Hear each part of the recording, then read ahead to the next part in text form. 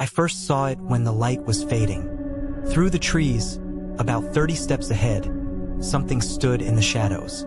It wasn't moving. It wasn't swaying in the wind. Just waited. First, I thought it was a boulder. A large, odd-shaped boulder left alone in the forest. But the shape was wrong. Too straight, too tall, too deliberate. It was a cabin. A single, small, dark cabin, standing alone in the middle of nowhere. And it had no windows, no glass, no cracks to see inside. No way for anyone inside to see out. Just four walls of weathered, gray wood that looked so old I half expected them to crumble if I touched them. The roof sagged in the middle, as if years of snow had pressed down on it. The air around it felt heavier, colder, and the smell changed. No longer the crisp pine and earth I'd been breathing since I entered the forest. Now it was damp wood, mildew, and something sour. I stopped walking. The silence was deep here.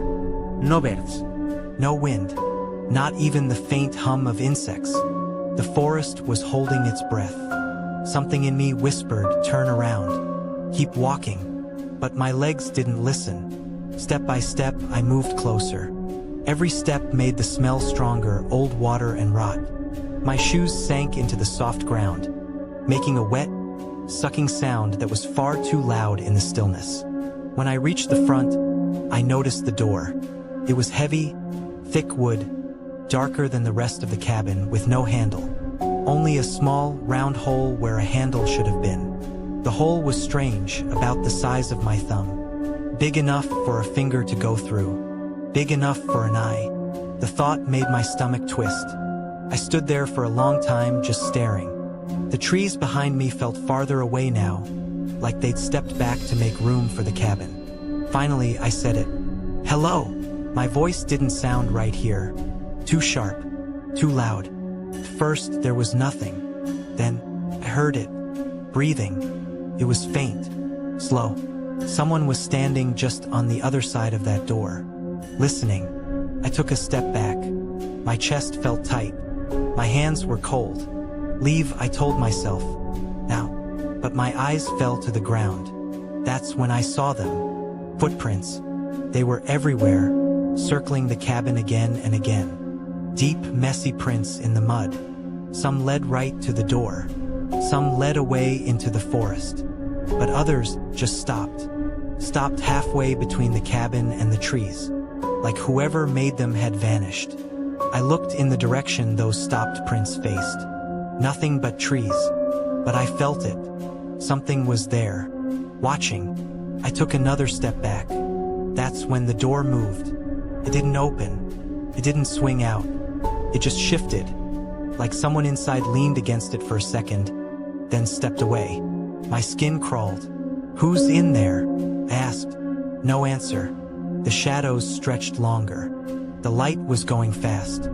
If I stayed here much longer, I'd be walking blind. I turned away. My footsteps felt too loud again. I made it maybe 10 steps before I heard it. The creak of the door opening, just a little, then closing again. I froze. Slowly, I turned back. The door was shut, exactly like before. But there was something new now. 2 fresh footprints in the mud, facing me. I didn't wait this time. I walked faster. My hands were shaking. My breath was short.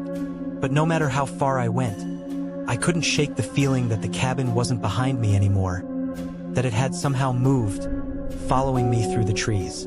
Every time I looked over my shoulder, I expected to see it standing there between the trunks. I didn't. But that didn't help. Because I started hearing it. Not footsteps exactly. Not leaves rustling. Something softer. A slow, dragging sound. Like someone's feet moving through wet grass. It would stop when I stopped. Start again when I started. The sky above was almost gone now, swallowed by the black lines of the trees. My mind kept circling back to the footprints that stopped halfway to the forest. I told myself I just needed to keep going until I found the old hunting trail I'd crossed earlier. If I could find that, I could follow it back to the main path. The dragging sound got closer. I glanced over my shoulder again. The trees looked the same. Empty. Still. But I swear, for half a second I saw the outline of the cabin in the distance. I started walking faster. My heartbeat matched my pace. The forest felt different now, tighter, smaller. The branches above seemed lower, like they were leaning in. I tripped over a root and caught myself on my hands. When I looked up, I froze.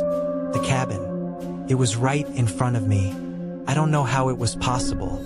I had walked away from it. I had been moving in the opposite direction.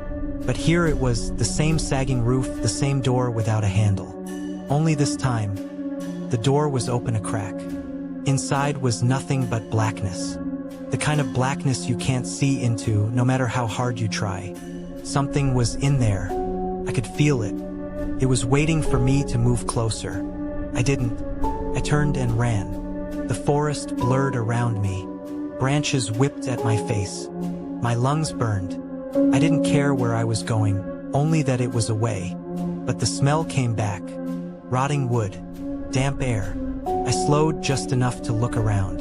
The cabin was there again. Not in front of me. Not behind me. To my right. Always the same distance away. Always just close enough for me to see the black gap of the open door. My legs shook. My throat was dry. No matter where I went, it followed. Not moving like a person. Not moving like a building should. Just appearing. I screamed at it. What do you want from me? For the first time, I got an answer. A single, soft knock from inside. 1, 2, 3. I ran again. Took me hours to find the hunting trail. My body felt like it would collapse. My vision swam. When I finally stepped onto the old dirt path, I looked back. The forest behind me was dark and empty. The cabin was gone. But I know it isn't gone. It's waiting. And the next time I hear footsteps behind me, I think it will be closer.